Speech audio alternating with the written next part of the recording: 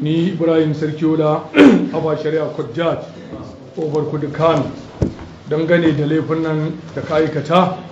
kai Abdul Jabbar Nasir Kabara na yi la'akari da sashi na 395 D a cikin baka F a cikin baka na ACGL 2019 wanda wannan sashi ya ce lokacin da kotu ta zo yin horo alƙali zai sa waɗannan manufofi a ransa kuma a cikinsu zai zaɓi manufar da tafi dacewa da kowane kes da yake gabansa su ne hana faruwar laifin a nan gaba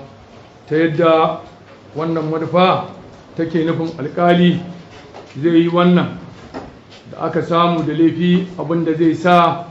ba zai ƙara sake aikata wannan laifin ba saboda abinda zai biyo bayan wannan laifi ba abu ne mai daɗi ba. Sannan wannan sashi dai na 395 subsection F ya ci gaba da cewa ɗaukar fansa akan wanda ya aikata laifin wato manufarsa shine a ba wanda ya aikata laifi horon da ya dace da shi kuma a ba mutanen gari fansa na abin da aka yi musu. Don haka iya fahimta ta na abubuwan da suka faru a gabana a cikin wannan shari'a tun daga farkonta har zuwa ranar da na yankan hanzari ai babu horon da na ga ya fi dacewa da kai illa ne ma horo na kisa. Wannan ra'ayi da na ɗauka sashi na 382 subsection B na Kano State Shari'a Penal Law 2000 shine ya faɗa haka ga kuma abin da sashin ya ce whoever by any means publicly insult by using word or expression in writing or verbal by means of gesture which shows or demonstrates any form of contempt or abuse against the Holy Quran or any prophet shall on conviction be liable to death. Ma'ana duk wanda ta kowace siga a cikin jama'a ya ci mutunci ta hanyar amfani da kalmar baki a rubuce ko da bakin ko ta hanyar nune wanda ya nuna ko ya bayyana duk wani yanayi na raini ko cin mutunci ga alkur'ani mai girma ko ɗaya daga cikin annabawa hukuncinsa shine kisa wato a kashe shi. Da haka dogaro da wannan sashi na 382 ba a cikin baka na shari'a Penal Law 2000 na yanke ma hukunci kai Abdul Jabbar Nasir Kabara da hukuncin kisa ta hanyar rataya. Sannan na yi la'akari da sashi na 331 ACGL 2019 wanda wannan sashi ga abin da ya ce duk sanda ko ta kammala wata shari'a ta laifi to za ta iya ba da odar da ta dace na yadda za a yi ta hanyar ƙonawa ƙwacewa ko ba wani wanda ake ganin shi ya fi cancanta da ya riƙe wata dukiya ko littattafai wanda aka kawo gaban kotun ko suke hannunta ko ya bayyana gare ta cewar da su aka yi amfani wajen aikata wani laifi. Wannan sashi haka ya faɗa. To don haka littattafan da wanda ake ƙara ya gabatar da su gaban wannan kotu gaba ɗayansu guda 189 na ƙwace su domin ai da su yake buɗawa yake karantarwa wajen aikata laifukan nan. Da haka na yi umarni ga gwamnatin jihar Kano cewa waɗannan littattafai guda 189 a kai su Kano State Library don amfanuwar al'umma. Haka zalika na ƙara yin izina da sashi na 332 na ACGL wanda wannan sashi ga abin da yake cewa duk sanda kotu ta ba da odar ƙwace duk wata kadara amma ba ta ba da odar rugujewa ko ƙonawa ba ko mallakawa wani mutum ba to kotun za ta iya ba da umarnin cewar a ajiye kadar ko a sayar da ita. Idan sayarwar ta ba da umarni to kuɗin da aka sayar za ta iya ba da umarni a ajiye su har sai wani ya zo ya gamsar da kotu cewar shine mai haƙƙi akan kadar. Wannan shine abin da wannan sashi ya faɗa. To da haka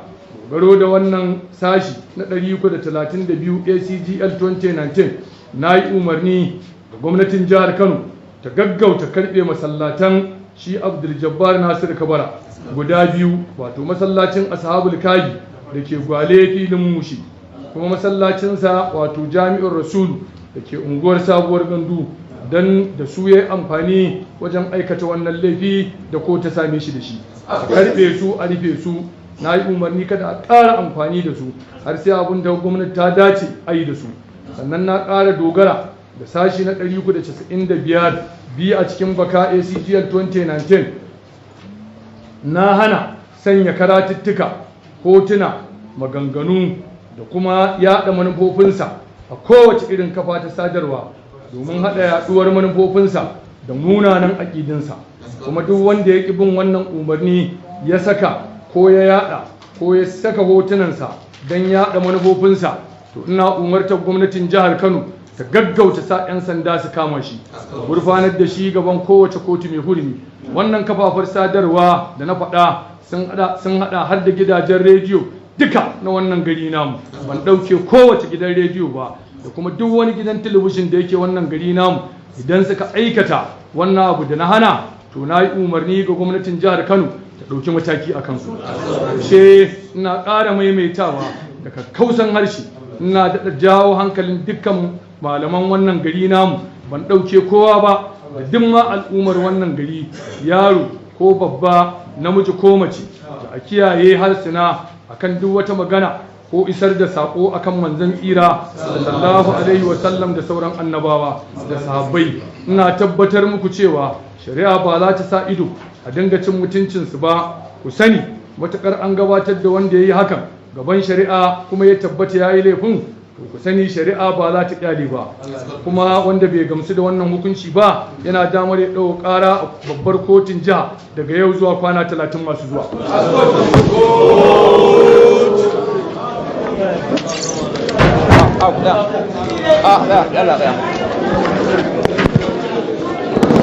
Ɗaya hankali a ɗaga mutane. Ai shi ne wannan na yi ne ba san sabo kawai wanda ya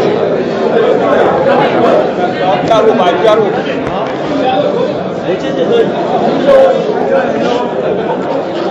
ɗaya mana ku tsaya a hankali, ku tsaya a hankali, kowa za a bashi wani tawaye ɗaya mana, ɗaya ado ba tawaye wannan ɗauki